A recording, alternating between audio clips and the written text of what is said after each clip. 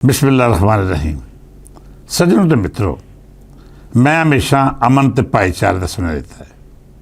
मेरे लिए अपना देश पंजाब सब तो अहम ते मानयोग है। इस धरती के इश्क तो उच्चा ना कोई रिश्ता, ना ताल्लक, ना ही कोई पहचान। जो देश पंजाब में मुखलस होगा मेरे सिर अखा ते जिहड़ा बदबख्त हरामी देश पंजाब बारे बुरी राय रखे या फिर ये बारे माड़ी नीयत रखे, मेरे लिए ਉਹਦੇ ਵਿੱਚ ਤੇ ਕਿਸੇ शैतान च कोई फर्क नहीं। मतलब ये कि देश पंजाब मेरे हर ताल्लक ते रिश्ते लिए तरक्कड़ी है। मैं सगे भैन भरावां औलाद ते दूजे रिश्तेदारों भी इसे तरक्कड़ी तोलदा हाँ। मेरे लिए किसी का दीन, मजहब, फिरका, रंग या नस्ल कोई मैं नहीं रखता। गल जरूरी है तो देश पंजाब ने जुड़त दी। दुनिया की किसी भी थावें वसन वाला जेकर मेरे देश पंजाब के वसनीकों लिए चंगे विचार रखता है तो मेरे रिश्तेदार भी यो ही है तो सज्जन भी वो। तो जेकर कोई सप का बच्चा मेरे पंजाब की धरती उत्ते बह के इनू मंदा बोले या फिर यदि वंड की गल करे तो मेरे जो नफरत की अलामत है। बलोच भड़ियारां दे पंजाबी तालीमी इदारियां विच इलम हासिल करन दे मैं कभी भी खिलाफ नहीं रहा। बतौर रजिया पुजिया सूबा होने नाते साडा फर्ज भी बनता है कि आल दुआले वसन वालों की इमदाद करिए। जेकर इमदाद इलम वंडण की सूरत में होवे तो इस तो वध चंगी कोई गल नहीं। मैं हमेशा तो आख्या है कि तुसीं बलोच भड़ियारां नूं उन्हां दे सूबे विच इदारे कायम करके दिओ। वो जे गारंटी देन तो असीं अपने उस्ताद, डॉक्टर ते इंजीनियर भी उत्थे घल्लण नूं तैयार हाँ।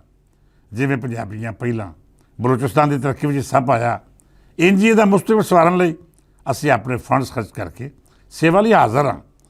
पर इस सेवा लई बुनियादी लोड़ उत्थों के वसनीकों नाल सरदारां दा हलालदियां वाला सलूक शर्त है।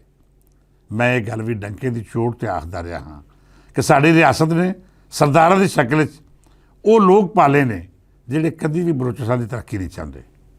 बलोच सरदार हमेशा तगड़े होंदे गए ने ते उन्हां दीयां नस्लां तरक्की याफ्ता मुल्कां विच असासे बनांदियां रहियां ने, जबकि आम बलोच भुख नाल मरदा रहा है।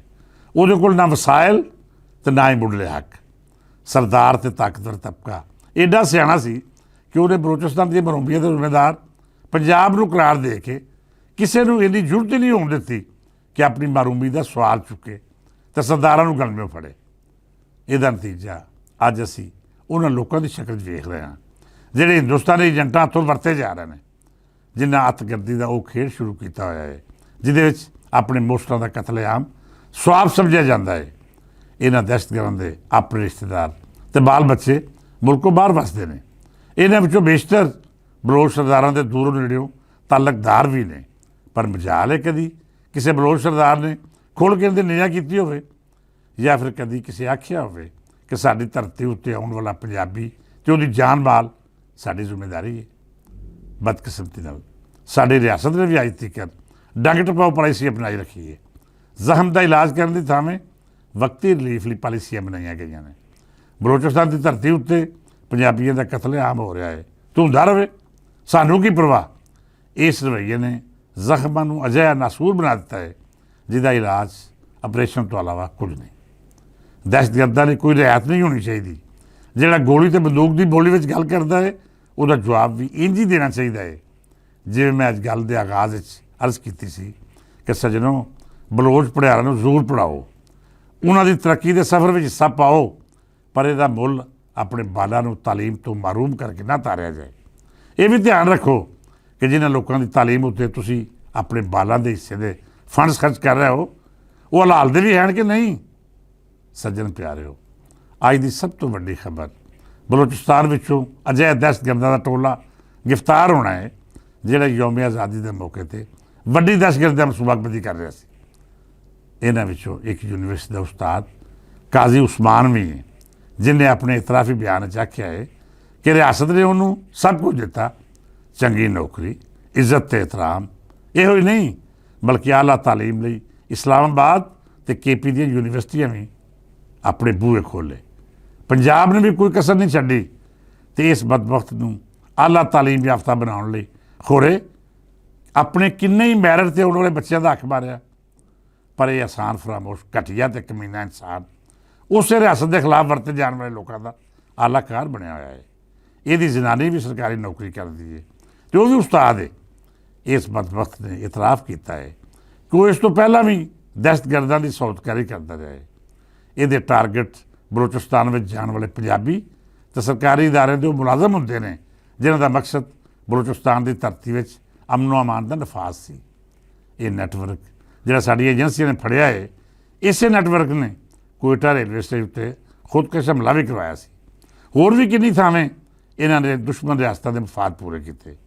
ਜਿੱਥੇ ਮੈਂ ਪਾਕ ਫੌਜ, ਬਲੋਚ ਵਜ਼ੀਰ-ਏ-ਆਲਾ ਸਰਫਰਾਜ਼ ਬੁਗਟੀ ਅਤੇ ਉਹਦੀ ਟੀਮ ਨੂੰ ਸਲਾਮੀ ਪੇਸ਼ ਕਰਨਾ ਹਾਂ, ਉੱਥੇ ਹੀ ਮੈਂ ਦੇਸ਼ ਪੰਜਾਬ ਵਿੱਚ ਵਸਣ ਵਾਲਿਆਂ ਨੂੰ ਇਹ ਗੱਲ ਜ਼ਰੂਰ ਆਖਾਂਗਾ ਕਿ ਆਪਣੇ ਆਸੇ ਪਾਸੇ ਵਿਖਾਰੀ ਦੇਣ ਵਾਲੇ ਦੀ ਚੰਗੀ ਤਰ੍ਹਾਂ ਪਹਿਚਾਣ ਕਰੋ। ਜਿਨ੍ਹਾਂ ਉੱਤੇ ਅਹਿਸਾਨ ਕਰ ਰਹੇ ਹੋ, ਕੀ ਉਹ ਇਸ ਅਹਿਸਾਨ ਦੇ ਕਾਬਲ ਵੀ ਹਨ ਕਿ ਨਹੀਂ। ਬੇਲੀਓ, ਦੇਸ਼ ਪੰਜਾਬ ਦੀ ਯੂਨੀਵਰਸਿਟੀਆਂ ਵਿੱਚ ਪੜ੍ਹਨ ਵਾਲੇ ਬਲੋਚ ਪੜ੍ਹਿਆਰ ਸਾਡੀ ਜ਼ਿੰਮੇਵਾਰੀ ਨੇ। ਉਹਨਾਂ ਦੀ ਹਿਫਾਜ਼ਤ ਕਰਨਾ ਹਰ ਗੈਰਤਮੰਦ ਪੰਜਾਬੀ ਦਾ ਫਰਜ਼ ਹੈ। ਉਹਨਾਂ ਦੀ ਰਹਿਤਲ ਦਾ ਇਹਤਰਾਮ ਕਰਨਾ ਅਤੇ ਉਹਨਾਂ ਦੇ ਰਸਮ ਰਿਵਾਜ ਵੀ ਸਾਡੇ ਲਈ ਮਾਣਯੋਗ ਨੇ। ਉਹਨਾਂ ਨੂੰ ਵੀ ਚਾਹੀਦਾ ਹੈ ਕਿ ਜੇ ਸੂਬੇ ਜਾਂ ਦੇਸ਼ ਨੇ ਉਹਨਾਂ ਨੂੰ ਇੰਨੀ ਇੱਜ਼ਤ ਦਿੱਤੀ ਹੈ, ਆਪਣੇ ਬਾਲਾਂ ਦਾ ਹੱਕ ਮਾਰ ਕੇ ਉਹਨਾਂ ਦੀ ਤਾਲੀਮ ਲਈ ਬੂਹੇ ਖੋਲ੍ਹੇ ਨੇ, ਉਹ ਸੂਬੇ ਲਈ ਆਪਣੇ ਦਿਲ ਵਿੱਚ ਨਫ਼ਰਤ ਦੀ ਥਾਵੇਂ ਅਹਿਸਾਨਮੰਦ ਹੋਣ ਦਾ ਜਜ਼ਬਾ ਬੇਦਾਰ ਕਰਨ। ਜੇ ਤੁਸੀਂ ਇੱਥੋਂ ਦਾ ਖਾ ਪੀ ਕੇ ਵੀ ਇਹਦੇ ਖਿਲਾਫ ਹੀ ਬੋਲਣਾ ਹੈ ਜਾਂ ਫਿਰ ਅਹਿਸਾਨ ਮੰਨਣ ਦੀ ਥਾਵੇਂ ਜ਼ਹਿਰ ਉਗਲਣਾ ਹੈ, ਅਤੇ ਬੇਲੀਓ ਫਿਰ ਸਾਡੇ ਪੰਜਾਬ ਵਿੱਚ ਅਜਿਹੇ ਲੋਕਾਂ ਨੂੰ ਲੋਕੀ ਆਰਾਮ ਖੋਰ ਆਖਦੇ ਨੇ। ਅਖੀਰ ਉੱਤੇ ਆਪਣੀ ਫੌਜ, ਅਮਨ ਦੀ ਜ਼ਮਾਨਤ ਦੇਣ ਵਾਲੀ ਏਜੰਸੀਆਂ ਅਤੇ ਬਲੋਚਿਸਤਾਨ ਦੇ ਮੌਜੂਦਾ ਵਜ਼ੀਰ-ਏ-ਆਲਾ ਜਿਨ੍ਹਾਂ ਦਾ ਕੋਈ ਵੀ ਤਾਲੁਕ ਕਿਸੇ ਸਰਕਾਰੀ ਨਿਜ਼ਾਮ ਜਾਂ ਇਸਤਿਹਸਾਰੀ ਤਬਕੇ ਨਾਲ ਨਹੀਂ, ਉਹਨਾਂ ਸਭ ਦੀ ਸਲਾਹਨਾ ਕਰਨ ਦੇ ਨਾਲ ਨਾਲ ਇਹ ਵੀ ਆਖਾਂਗਾ ਕਿ ਤੁਸੀਂ ਜਿਹੜੀ ਲੜਾਈ ਸ਼ੁਰੂ ਕੀਤੀ ਹੈ, ਇਹਨੂੰ ਜ਼ਰੂਰ ਤੋੜ ਛਾੜਨਾ। ਜਿਹੜਾ ਸਾਡੀ ਧਰਤੀ ਅਤੇ ਰਿਆਸਤ ਦੇ ਖਿਲਾਫ ਹਥਿਆਰ ਚੁੱਕਦਾ ਹੈ, ਗੱਲ ਕਰਦਾ ਹੈ ਜਾਂ ਦੁਸ਼ਮਣ ਮੁਲਕਾਂ ਦਾ ਆਲਾਕਾਰ ਬਣਦਾ ਹੈ, ਉਹਨੂੰ ਜੜੋਂ ਮੁਕਾਉਣਾ ਹੀ ਸਾਡੀ ਬਕਾ ਹੈ। ਅੱਤਗਰਦ ਅਤੇ ਦੁਸ਼ਮਣ ਦੇ ਆਲਾਕਾਰ ਲਈ ਤੁਹਾਡੇ ਕਾਗਜ਼ਾਤ ਵਿੱਚ ਕੋਈ ਮਾਫੀ ਨਹੀਂ ਹੋਣੀ ਚਾਹੀਦੀ। ਦੇਸ਼ ਪੰਜਾਬ ਲਈ ਨੇਕ ਜਜ਼ਬੇ ਰੱਖਣ ਵਾਲਿਆਂ ਨੂੰ ਲੱਖ ਲੱਖ ਸਲਾਮਾਂ। ਇਸ ਧਰਤੀ ਲਈ ਬੁਗਜ਼ ਅਤੇ ਕੋੜ ਰੱਖਣ ਵਾਲਿਆਂ ਉੱਤੇ ਲੱਖ ਲੱਖ ਲਾਹਨਤਾਂ। ਅੱਜ ਲਈ ਇਹ ਨਹੀਂ, ਇਜਾਜ਼ਤ ਦਿਓ। ਰੱਬ ਰਾਖਾ।